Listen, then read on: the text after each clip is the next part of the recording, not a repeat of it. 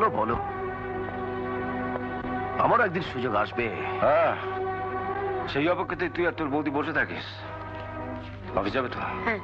চলো, যাওয়ার সময় নাবি তো। বেশ।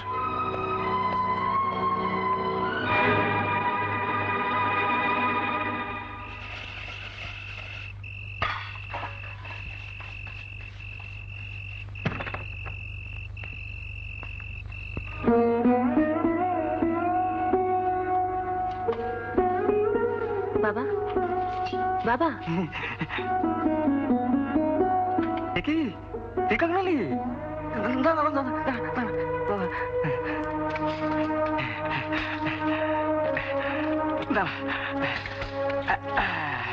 চল ঘরে চল, চল। ঘরে ঘরে ঘরে ঘরে। কেমন আছিস বল? শরীর কেমন আছে? কেমন আছিস?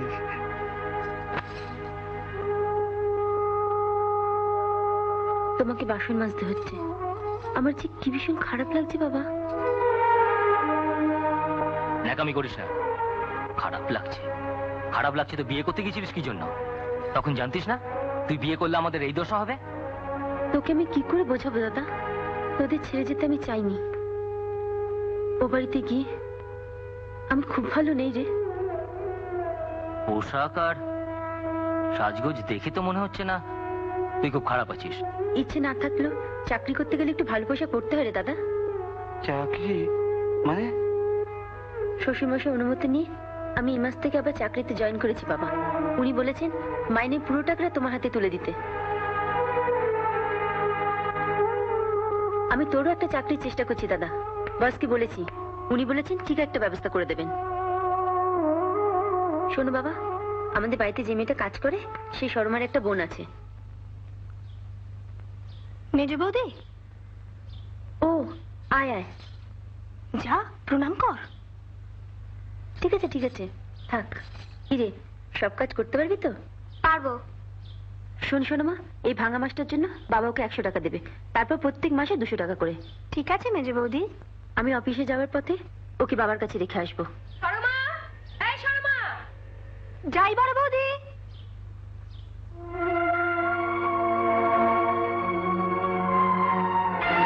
কি বলো? তুই কাকে নিয়ে এলি রে? আমার বোনকে। কেন? মেজ বৌদির বাপের বাড়িতে আজ থেকেও কাজে লাগবে।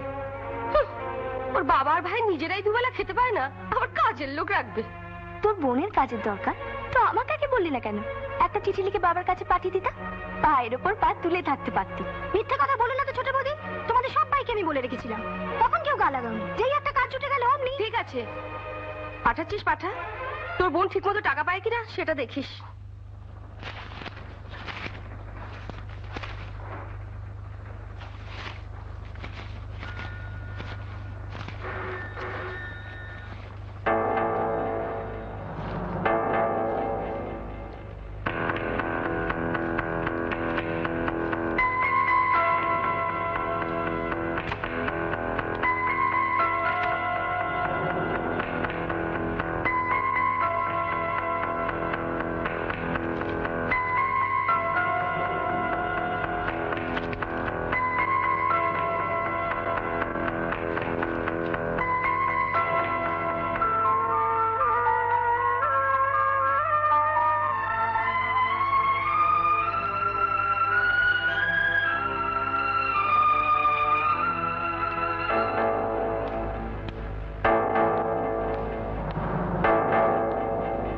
এসো তাপসদা।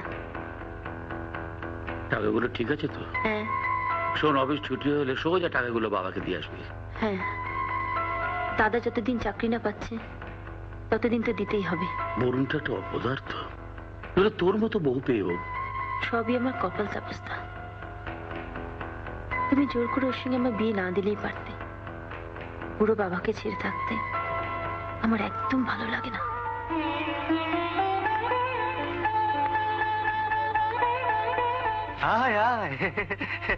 কি রে বিনোদা, ঠিক মতো কাজকর্ম করছিস তো? আমি মুখে কেন বলবো, তোমার বাবাকে জিজ্ঞেস করো। ও অফিস থেকে এলে একটু চা করে দে। না না, আমি চা খাবো না। ধরো 2500 আছে। আমি আর বসবো না বাবা, চলি। আচ্ছা আচ্ছা, এসো এসো এসো। বিনোদা, যাও কিছু বাসে তুলে না দিয়া। না, আমি চলে যাবো। চলো না, আমি যাচ্ছি। তবে চ, চলে যা দাদা। আসি বাবা।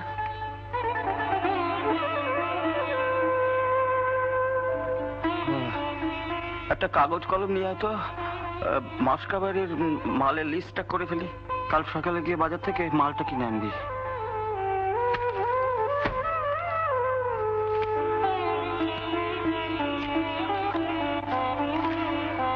বলো।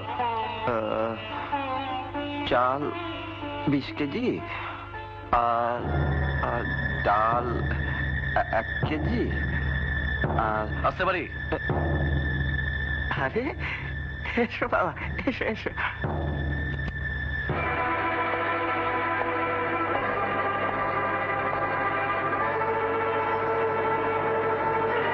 সম্পা ছিল, হ্যাঁ হ্যাঁ, ও এলো আর টাকাটা দিয়ে চলে গেল। ওদিকে কি দেখছেন? আপনার লজ্জা করলো না টাকাটা হাত পেতে নিতে? বলুন। থাম! যার বিয়েতে ফুটো করি পর্যন্ত খরচা করলি না, কোন আক্কেলে তার কাছ থেকে টাকা নিস? ও নিজে থেকে বললো। বললো বলে নিতে হবে? আপনার বিবেক বলে কিছু নেই? চুপ করে আছেন কেন? দিন টাকাটা দিন।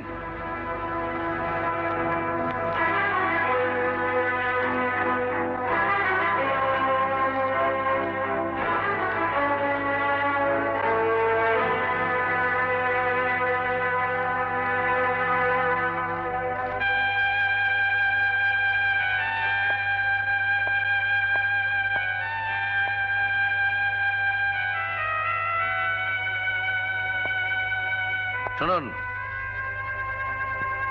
চম্পা যেন জানতে না পারে টাকাগুলো আমি নিয়ে গেছি। আর আমি যদি জানতে পারি যে আপনারা ওকে টাকার কথা বলেছেন, তাহলে কিন্তু ও বাড়িতে টিকতে পারবে না। কিন্তু বাবা, ও যদি জানতে চায় যে টাকাটা কি হলো, আমি কি বলবো? কি বলবেন আপনারা বাব্বাটা মিলে ভেবে রাখুন। চলে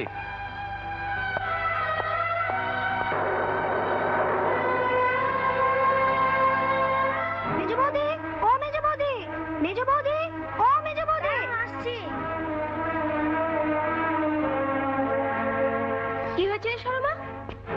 সাত সকালে এসে এত চেঁচামেচি শুরু করেছিস কেন? কি হচ্ছে? দেখো না গো বড় বৌদি, মেজো বৌদির বাবা বোনটাকে নিয়ে গিয়ে গরু ছাগলের মতো রাত দিন খাটালে। কাল মাইনে চাইতে বলে টাকা নেই। এ কেমন ধরো ভদ্রলোক বলো দেখি?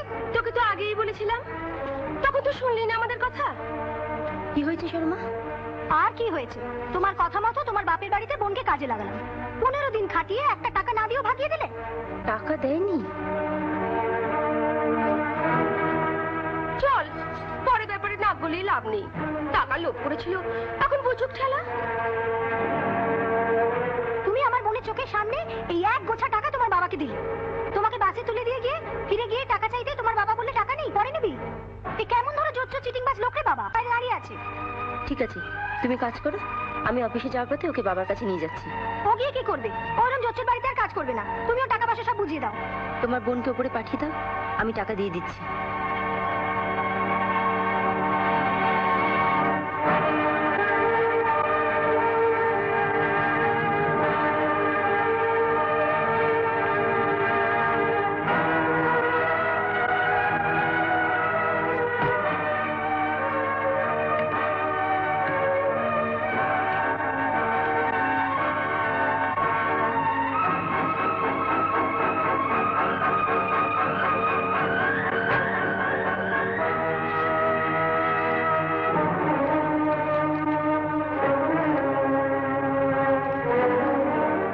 টাকা দিয়ে আসার পরও তোমার বাবা এমন করলেন কেন?